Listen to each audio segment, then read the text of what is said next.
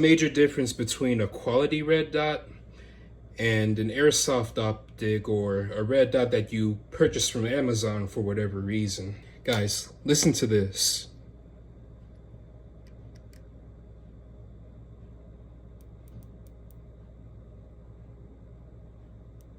And now listen to this.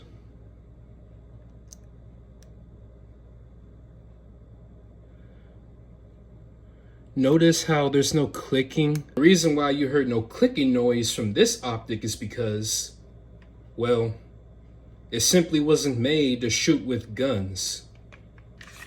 It was made for airsoft. Throwing this on a real gun, that recoil is going to throw off your zero. So hearing a clicking noise when you're adjusting this assures you that your optic is going to stay zeroed every time you shoot it. That's the difference.